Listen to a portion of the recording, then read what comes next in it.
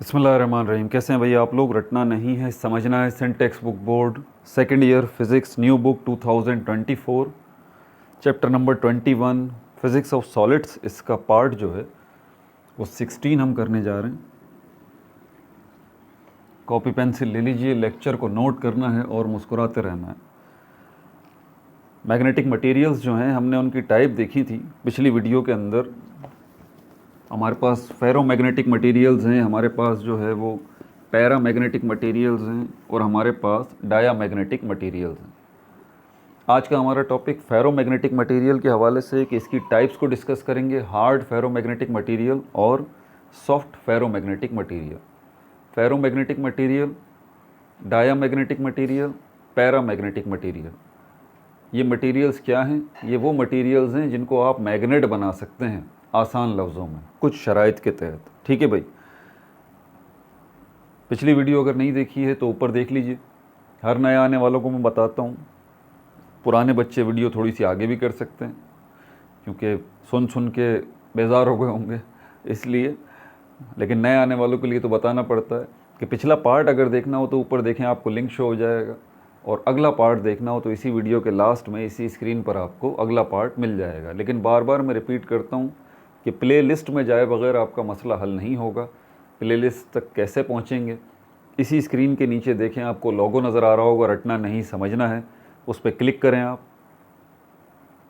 Page खुल जाएगा। वहाँ देखें प्लेलिस्ट का ऑप्शन है, उस पर क्लिक करें, प्लेलिस्ट आपके सामने आ जाएंगी।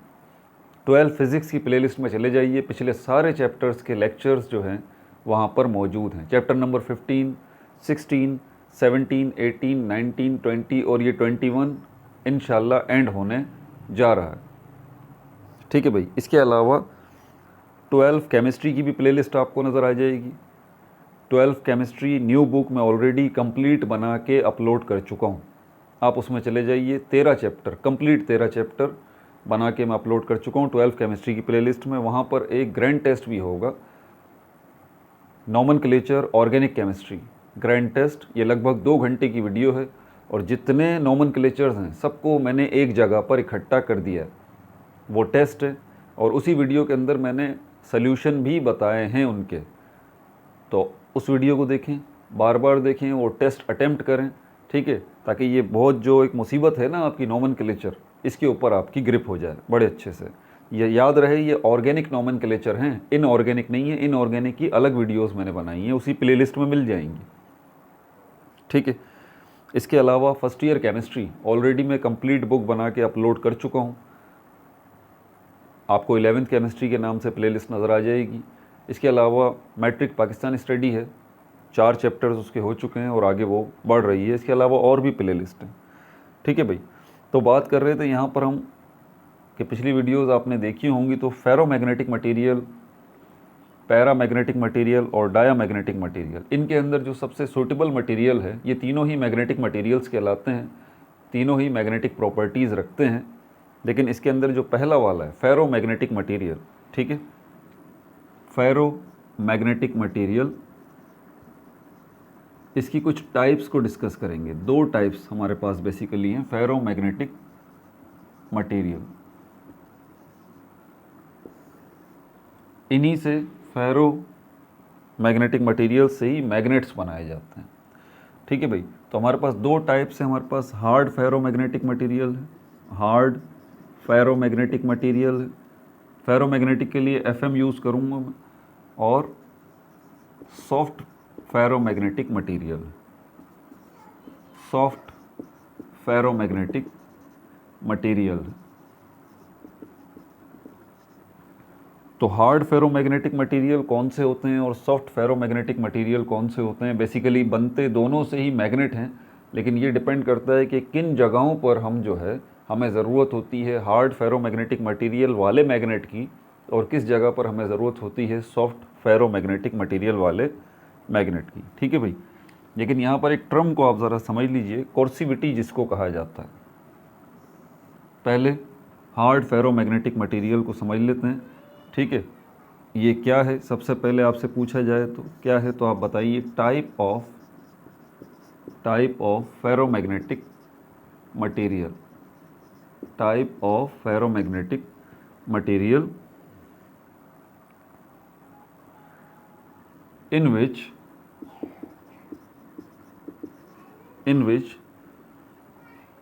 coercivity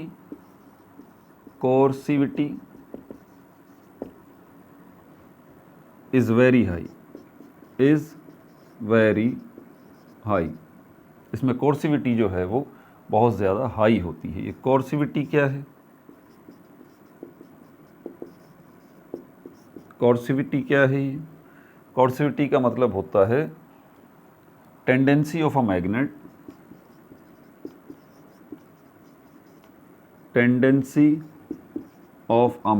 टेंडेंसी का मतलब होता है कोशिश, टेंडेंसी का मतलब है कोशिश, मैग्नेट की कोशिश।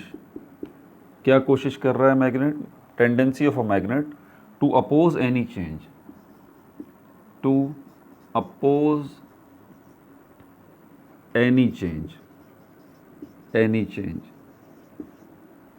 To oppose any change in its magnetization,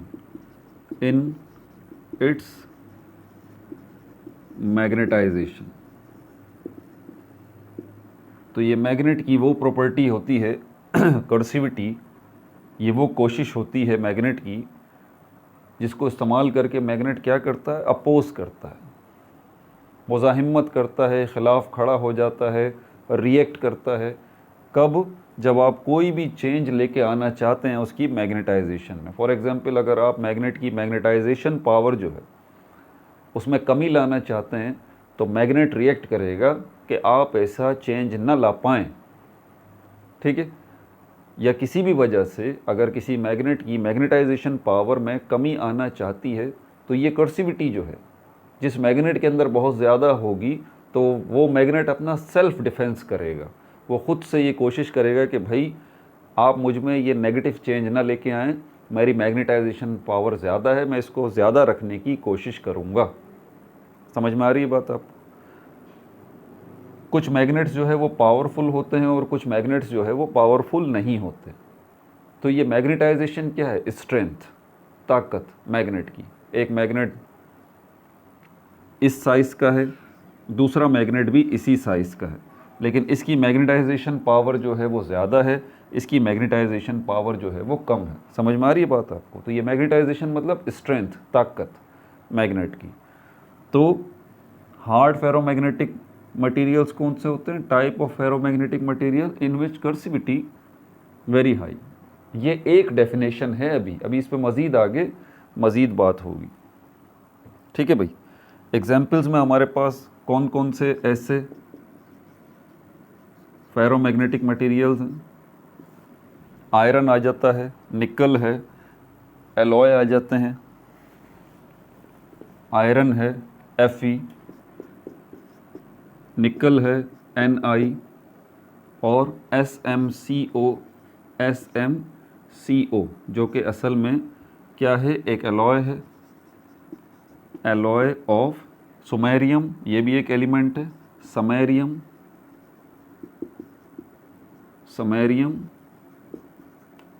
and cobalt, ये एक एलॉय है।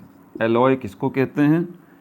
आप कोई भी मेटल है उसको पिघला सकते हैं, उसको मेल्ट कर सकते हैं अगर आप उसको हीट करें। मिसाल के तौर पर आयरन है, हार्ड होता है, कोबाल्ट है, ये भी हार्ड होता है। आयरन को लीजिए, चूल्हे पे चढ़ा दें, इसको हीट दें, आयरन को इतना हीटअप करें कि फाइनली आयरन जो है वो मेल्ट हो जाए, लिक्विड फॉर्म में आ जाए।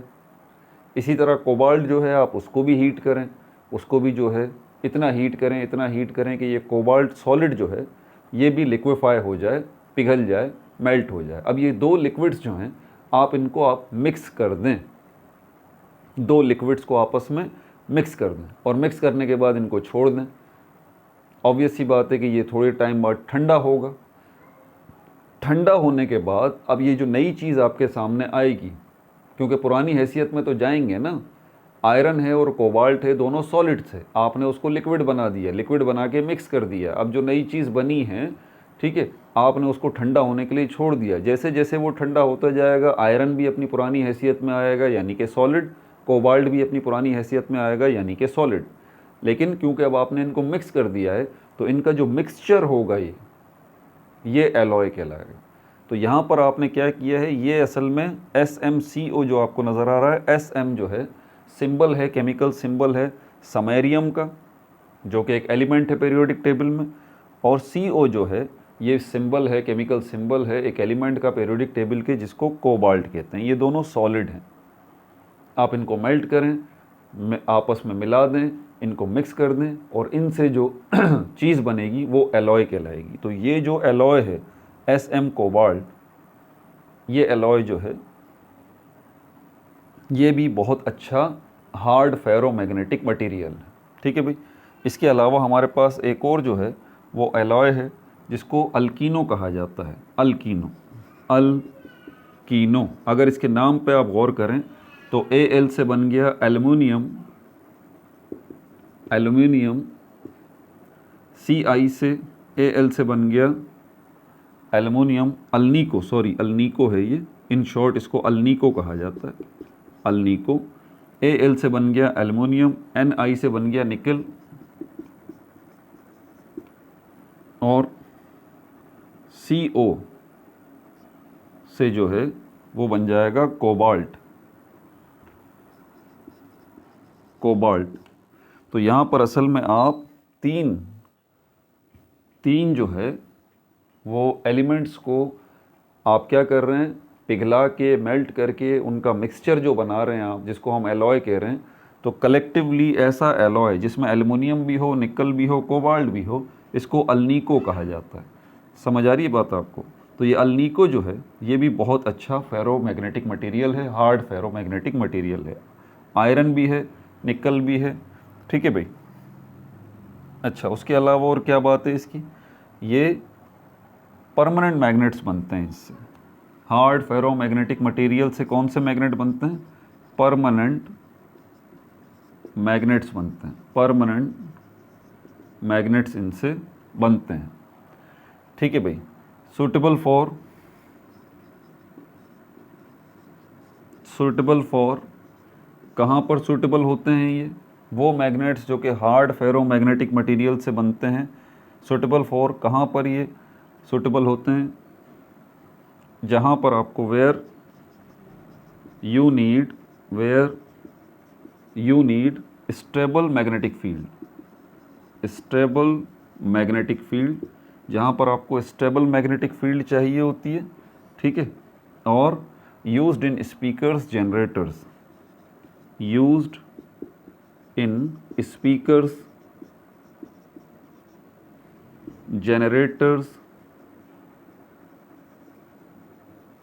एटसेट्रा। जनरेटर्स के अंदर भी आपको स्टेबल मैग्नेटिक फील्ड चाहिए होती है, स्पीकर्स के अंदर भी आपको स्टेबल मैग्नेटिक फील्ड चाहिए होती है। इसीलिए परमानेंट मैग्नेट्स जो हैं वो आप इस्तेमाल करते हैं, वो सूटेबल हैं यहाँ पर। और परमानेंट मैग्नेट्स आप कौन से मटेरियल से बनाते हैं? हार्ड फेरोमैग्नेटिक मटेरियल से बनाते हैं। ठीक है भाई। अब चलते हैं सॉफ्ट फेरोमैग्नेटिक मटेरियल की तरफ।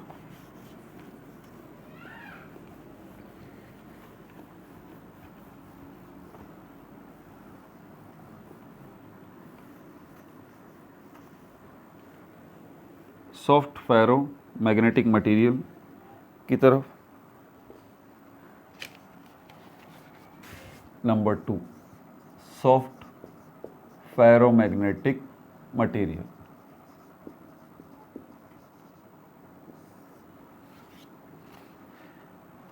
ठीक है भाई। कौन से हैं ये? जिनकी लो कर्सिविटी है, मतलब अगर आप इनसे थोड़ा सा छेड़छाड़ करेंगे इसकी मैग्नेटाइजेशन पावर से तो ये ज़्यादा मुज़ाहिमत नहीं करेंगे, ज़्यादा रेसिस्टेंस नहीं करेंगे, और आसानी के साथ आप इनको डीमैग्नेटाइज कर सकते हैं, या फिर इनकी मैग्नेटाइजेशन पावर को कम कर सकते हैं, बढ़ा भी सकते हैं, घटा भी सकते हैं। दोनों मामले आसानी से हो जाते हैं इसके अंदर। ठीक है। तो वजह क्या है इसकी ये जो प्रॉपर्टी है कर्सिविटी, ये जो इसकी ताकत है कर्सिविटी, ये वीक है, ये लो है। ठीक है भाई। हैंस लिहाजा कैन बी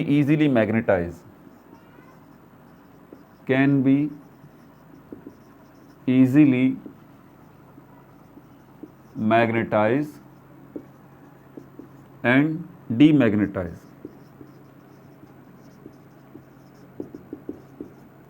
डीमैग्नेटाइज, तो ये आसानी के साथ मैग्नेटाइज भी हो जाते हैं और डीमैग्नेटाइज भी हो जाते हैं।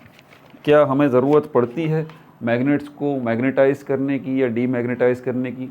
कुछ इस किस्म के इलेक्ट्रिकल अप्लायंसेस हैं, बिल्कुल हैं। ऐसी बहुत सारी इलेक्ट्रिकल डिवाइसेस हैं जहाँ पर हमें ज़रूरत पड़ती है मैग्नेटिक फील्ड में चेंज करना। हम कहीं मैग्नेटिक फील्ड को बढ़ाना चाहते हैं अंदर लगे हुए मैग्नेट की, और कहीं हम उस मैग्नेट की मैग्नेटिक फील्ड को कम करना चाहते हैं।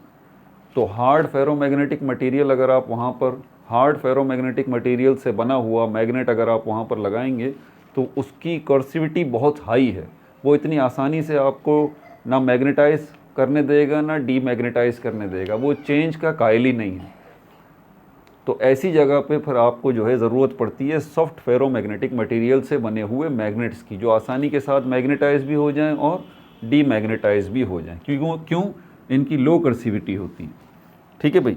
Used in devices, used in devices, कौन सी डिवाइसेस में इनका यूज़ किया जाता है? ट्रांसफॉर्मर्स में, ट्रांसफॉर्मर्स में, ट्रांसफॉर्मर्स में, इंडक्टर्स में, ट्रांसफॉर्मर्स में, इंडक्टर्स में, दैट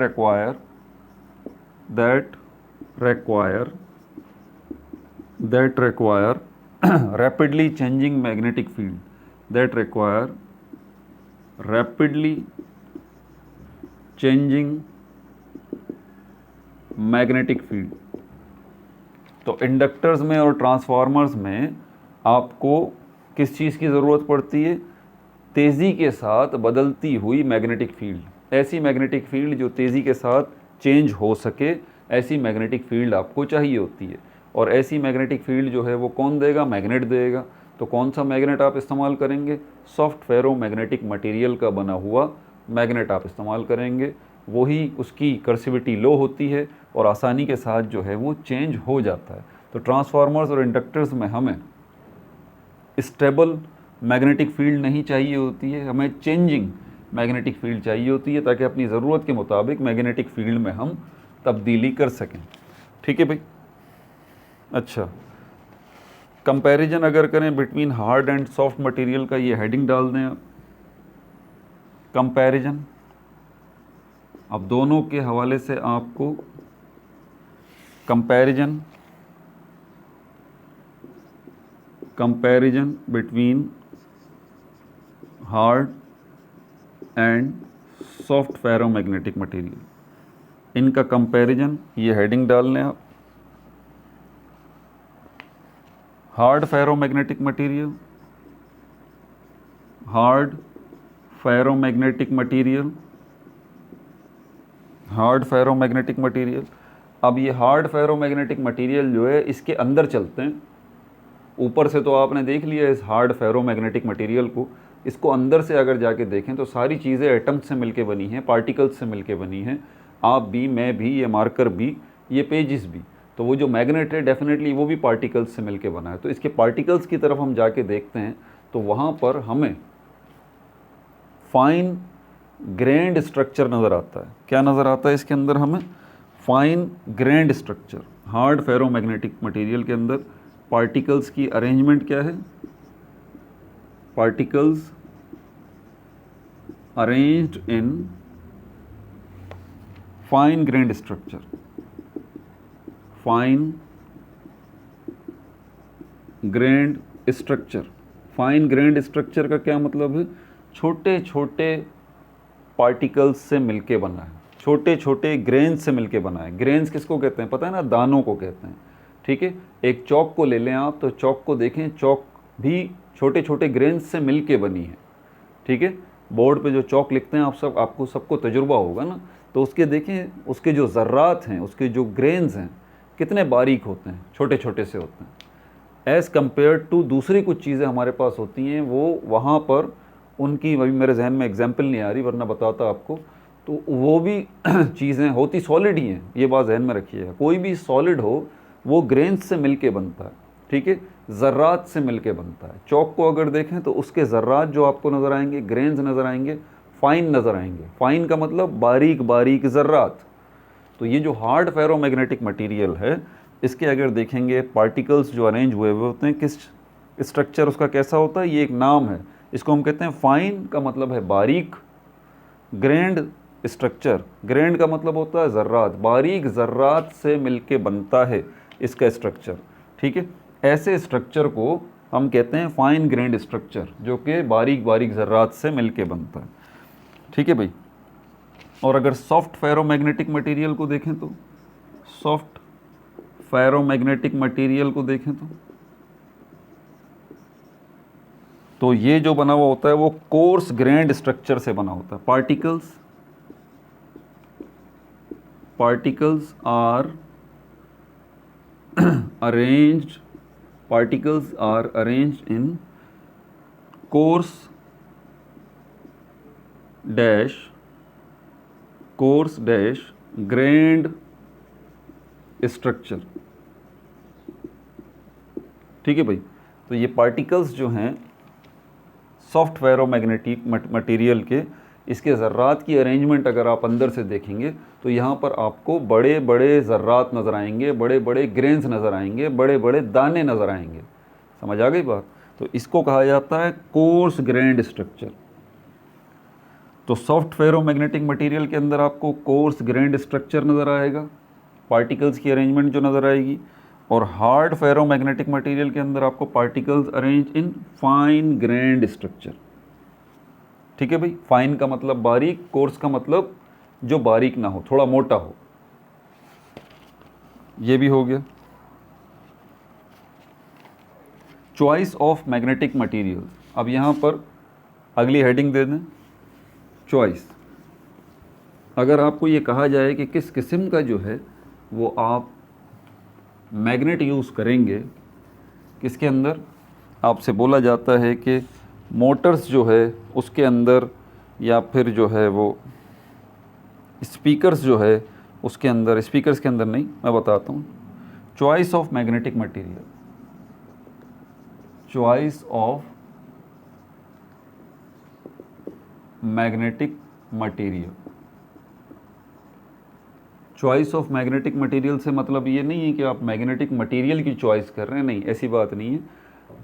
चॉइस से मतलब ये है कि आप ऐसे मैग्नेटिक मटेरियल को चूज़ कर रहे हैं जो कि आपकी ज़रूरत के मुताबिक हो।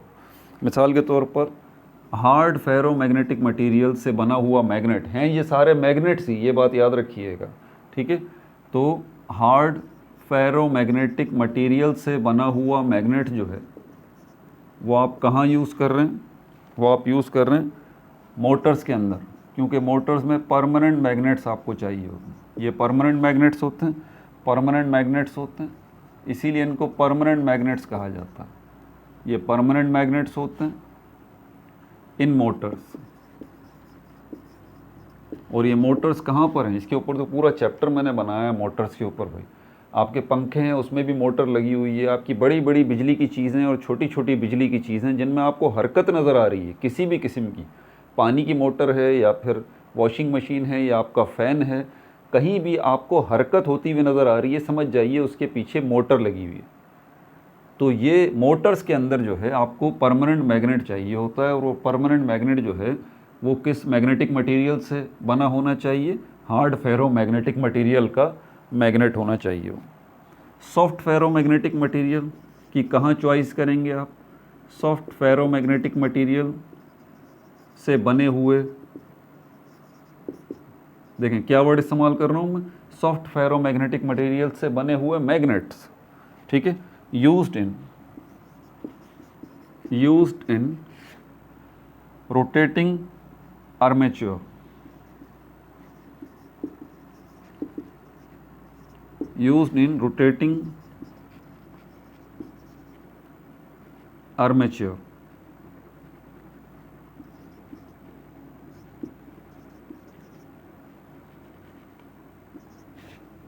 आर्मेचर रोटेटिंग का क्या मतलब होता है, आपके रूम में जो फ़ैन लगा हुआ है वो जो घूम रहा है, तो वो देखें वो घूम तो रहा है, उस फ़ैन के बीच में भी कुछ लगा हुआ है, उस फ़ैन के बीच में भी ये जो पोर्शन है इसमें भी कोई ऐसी चीज़ है जो कि घूम रही है। जब ही ये मोटर घूम रही है, पिछले चैप्टर्स के अंदर ये इसके अंदर मोटर लगी हुई है, ठीक है, और मोटर का ही एक पार्ट होता है जिसको आर्मेच्योर कहा जाता है। ये मोटर का वो पार्ट है जो कि घूमता है, जिससे बाकी मोटर के पार्ट्स घूमते हैं। ये बुनियादी पार्ट है जो कि घुमाने वाला है दूसरे सारे पार्ट्स को। तो इसको आर्मेचर को जो कि रोटेट हो रहा है, इसको रोटेट करने के लिए हमें जो मैग्नेट चाहिए होता है, वो मैग्नेट जो है वो कौन सा मैग्नेट होगा? वो सॉफ्ट मैग्नेट होगा जो कि बना हुआ होगा सॉफ्ट फेरोमैग्नेटिक मटेरियल्स। समझ में आ गई बात? ठीक है भाई। इसके अलावा अगर आपको नीड है रैपिडली चेंजिंग मैग्नेटिक फील्ड की, रैपिडली चेंजिंग मैग्नेटिक फील्ड की, तो भी आप सॉफ्ट फेरोमैग्नेटिक मटेरियल इस्तेमाल करेंगे। आपके घर में फ़ैन लगा हुआ है, सर्दियों में आपको उसको स्लो भी करना पड़ता है, यही बात है ना, स्लो भी करना पड़ता है। आपके पास वो जो रेगुलेटर लगा हुआ है जिसको आप घुमा रहे हैं, जिससे आपका फ़ैन स्लो हो रहा है, तेज़ हो रहा है, फ़ैन की रफ्तार स्लो हो रही है, तेज़ हो रही है, तो समझ जाइए कि ये जो आप स्विच घुमा रहे हैं ना फ़ैन को तेज़ करने के लिए, स्लो करने के लिए, तो आप क्या कर रहे हैं? आप मैग्नेटिक फील्ड को, जो अंदर मैग्नेट लगा हुआ है ना, उसकी मैग्नेटिक फील्ड को कम कर रहे हैं, ज़्यादा कर रहे हैं, कम कर रहे हैं, ज़्यादा कर रहे हैं। मैग्नेटिक फील्ड को बढ़ा रहे हैं, फ़ैन तेज़ हो जाता है। मैग्नेटिक फील्ड को घटा रहे हैं, फ़ैन स्लो हो जाता है। तो ये है चेंजिंग मैग्नेटिक फील्ड, जिसका असर मैंने अभी प्रैक्टिकली आपको बता दिया, फ़ैन को सामने रखते हुए, उसकी रफ्तार को सामने रखते हुए। ठीक है, तो ऐसी जगहों पर भी आपको सॉफ्ट फेरोमैग्नेटिक मटेरियल की ज़रूरत पड़ती है। कुछ फैंस ऐसे होते हैं जिनके साथ आप रेगुलेटर नहीं लगा सकते। बस वजह क्या है? क्योंकि उसके अंदर जो मैग्नेट लगा हुआ है वो सॉफ्ट फेरोमैग्नेटिक मटेरियल नहीं लगा हुआ, हार्ड फेरोमैग्नेटिक मटेरियल लगा हुआ है जो परमानेंट है, वो चेंज नहीं होगा इतनी आसानी से। और उस मैग्नेट की मैग्नेटिक फील्ड को चेंज किए बगैर आप रफ्तार ज़्यादा या कम नहीं कर सकते उस चीज़ की। समझ में आ रही है बात? ये है सारी की सारी इसकी साइंस। ठीक है भाई, ये भी हो गया। और कुछ है इसके अंदर? नहीं, ये तमाम हो गया। अगला टॉपिक जो है वो आपको पहले ही बता देता हूँ, और उसी पे आपका ये चैप्टर भी तमाम हो जाएगा। Hysteresis loss. ये हिस्टेरेसिस क्या है, लॉस से इसका क्या मतलब है, इसको समझेंगे ये क्या है, इसकी एग्जाम्पल देखेंगे, इसकी एक्सप्लेनेशन देखेंगे। ठीक है, इसके नोट्स भी देखेंगे, और ग्राफ की मदद से इसको समझेंगे भी, जिसमें हिस्टेरेसिस लूप आ जाता है। अजीबो गरीब किस्म का ग्राफ है इसका, पत्ते की शक्ल का, लीफ की शक्ल का। बहरहाल इसको भी हम देखेंगे। ठीक है भाई, तो अपना बहुत ज़्यादा ख्याल रखिएगा। No like no subscribe, only share.